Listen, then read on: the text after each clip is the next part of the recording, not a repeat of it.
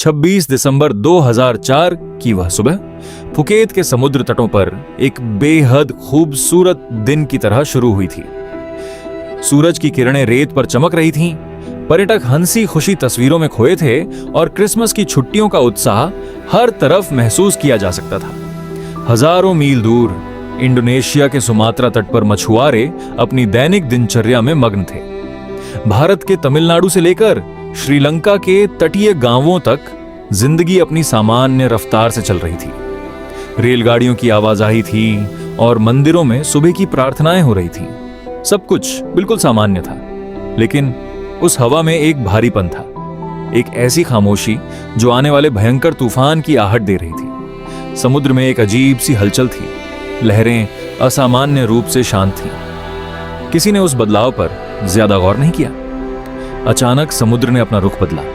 पानी तेजी से पीछे हटने लगा, जैसे कोई अदृश्य हाथ उसे भीतर की ओर खींच रहा हो। किनारे पर खड़े लोग हैरान थे। जहां कुछ पल पहले पानी था, वहां अब सिर्फ गीली रेत और तड़पते हुए समुद्री जीव दिखाई दे रहे थे। हम बच्चे और लोग इस अनोखे नजारे को अपने कैमरों में कैद करने लगे। वे नहीं जानते थे कि यह प्रकृति की ओर से दी गई आखिरी चेतावनी है। ठीक उसी समय सुमात्रा के पास समुद्र की गहराइयों में धरती की दो विशाल टेक्टोनिक प्लेटों के बीच दशकों से जमा दबाव अब अपने चरम पर था। समुद्र का पीछे हटना उसी विनाशकारी फैसले की पहली झलक थी।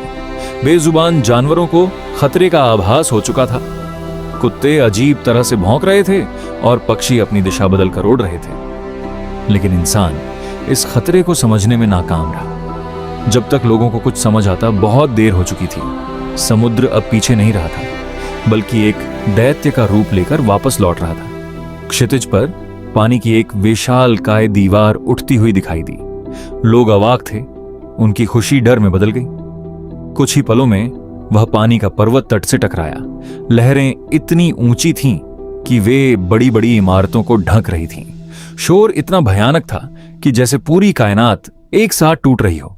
गाड़ियां, पेड़, मकान और इंसान, सब कुछ पानी के उस सैलाब में तिनकों की तरह बह गए। सड़कें नदियों में बदल गईं और देखते ही देखते खूबसूरत पर्यटन स्थल मलबे के मैदान बन गए। इंडोनेशिया के आछमे तो समुद्र ने कोई मोहलत ही नहीं दी, सीधे शहर के भीतर घुसकर सब कुछ तहस नहस कर दिया। श्रीलंका में ट्रेनें किसी खिलौने की तरह बह गईं और भारत के तटों पर भी वही तबाही का मंजर था।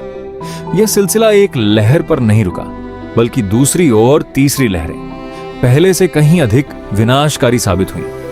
तबाही का यह मंजर 14 देशों तक फैल गया। जो समुद्र कुछ देर पहले अपनी सुंदरता के लिए जाना जाता था, अब वही मौत का दूसरा नाम बन चुका था।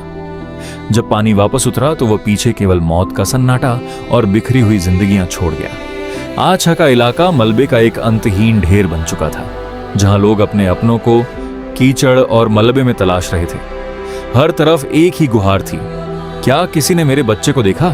क्या किसी ने मेरी बेटी को देखा? तमिलनाडु से लेकर अंडमान निकोबार तक गांव के गांव नक्शे से मिट गए थे। लोग पेड़ों पर चढ़कर या छतों पर रात बिताकर जान बचाने को मजबूर थे। यह त्रासदी बिना किसी भेदभाव के हर इंसान पर कहर बनकर टूटी। पूरी दुनिया से राहत दल पहुंचे, आसमान में हेलीकॉप्टर गूंजने लगे। लोग अपने प्रियजनों की धुंधली तस्वीरों को हाथ में लिए दर दर भटक रहे थे। उस समय हिंद महासागर में सुनामी चेतावनी का कोई पुख्ता इंतजाम नहीं था। न समुद्र के नीचे सेंसर थे और न ही तटीय इलाकों में सायरन की सुविधा। अगर लोगों को यह पता होता कि समुद्र का अचानक पीछे हटना ही खतरे की घंटी है, तो शायद लाखों जिंदगियां आज हमारे बीच होती। इस घटना ने दुनिया को यह कड़वा सबक दिया कि प्रकृति के सामने हमारी तकनीक बहुत छोटी है। आज उस महात्रासदी के बाद हमने अत्याधुनिक सुनामी वार्निंग सिस्टम, सेंसर और सैटेलाइट नेटवर्क विकसित किए हैं, लेकिन 26 दिसंबर 2004 का वह दिन आज भी हमें याद दिलाता है कि समुद्र की शांति को कभी कमजोरी न समझें। यह तारीख सिर्फ एक घटना नहीं, बल्कि एक चेतावनी है कि प्रकृति को कभी भी हल्के में नहीं लिया जाना चाहिए।